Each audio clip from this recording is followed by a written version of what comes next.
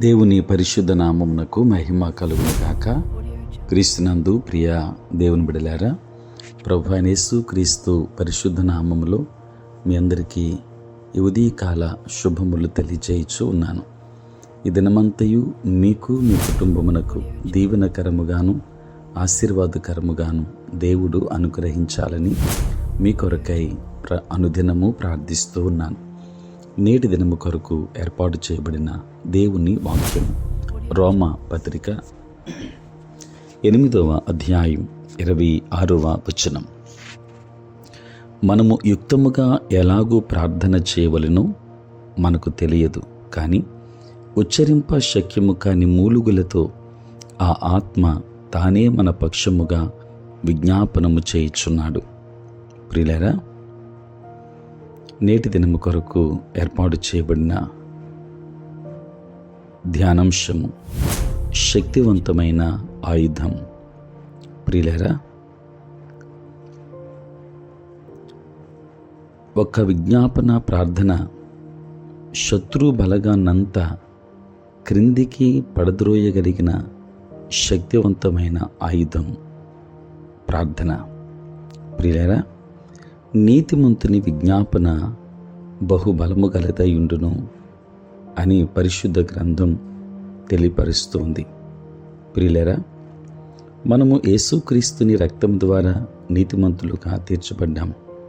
కాబట్టి మన ప్రార్థనలకు విలువ లేదని ఏమాత్రము అనుకోకూడదు. కొన్ని ప్రార్థనలకు జవాబు రాకపోయినా లేక ఆలస్యమైనా ఏమాత్రము దిగులు చెందకూడదు. దేవుని నిర్ణయ కాలంలో ఆయన జవాబునిస్తాడు. ఆలస్యమైతే మన ప్రార్థనలు నిరాకరింపబడటం కాదని గుర్తుంచుకోవాలి. కనుక నీ ఆశ ఏమాత్రము వదులుకోవద్దు. యాకోబు పత్రికలో ఉదాహరణగా ఏలియాను గూర్చి చెబుతూ, ఏలియా మన వంటి స్వభావము గల మనుష్యుడే. వర్షింపకుండునట్లు అతడు ఆసక్తితో ప్రార్థన చేయగా 3.5 సంవత్సరముల వరకు భూమి మీద వర్షింపలేదు.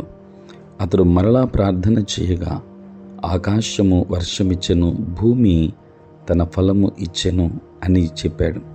ప్రియులారా, మనం జాగ్రత్తగా ఆలోచన చేస్తే మన ప్రార్థన ఒక కొత్త రూపమును సంతరించుకోవాలి అని అర్థమవుతుంది.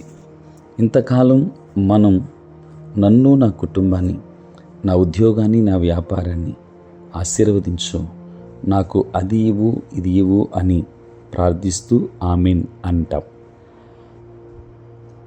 ప్రియులారా, నీ ప్రార్థన అంతా నీ గురించే అయితే అది స్వార్థపూరితమైన ప్రార్థన.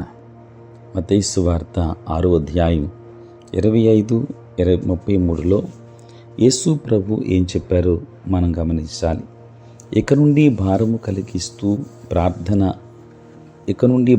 కలిగిన ప్రార్థన అనగా దేవుని చిత్తానుకూలమైన ప్రార్థన, విజ్ఞాపన ప్రార్థన, వేదనను విడిపించే ప్రార్థన, నశించిపోయే ఆత్మల పట్ల నీ హృదయపు లోతుల నుండి కన్నీరు కార్చే ఒక నూతన ప్రార్థన నీ హృదయముల నుండి రావాలి.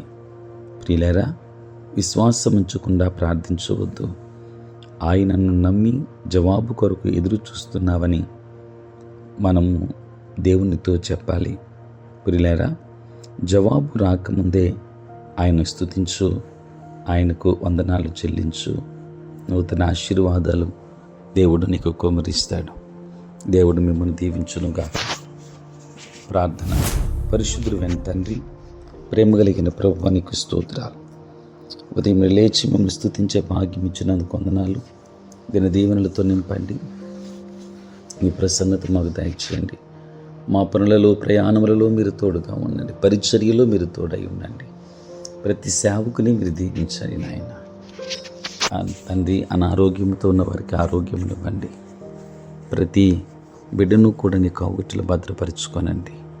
ప్రాముఖ్యంగా తండ్రి, ఉద్యోగస్తులు, వ్యాపారస్తులు, కష్టపడి పని చేసుకుంటున్న బిడ్డలను జ్ఞాపకం చేసుకొని నూతన ఆశీర్వాదములు వారికి దయచేయండి నాయన. ఈ దిన దీవెనలతో మమ్మల్ని నింపి నీ కృపలో బలపరచమని, మీరే తోడై ఉండమని యేసు నామములో ప్రార్థించి వేడుకొనుచున్నాము తండ్రి, ఆమేన్.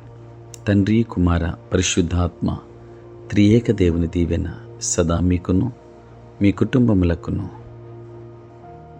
తోడై ఉండి నడిపించునుగాక. ఆమేన్.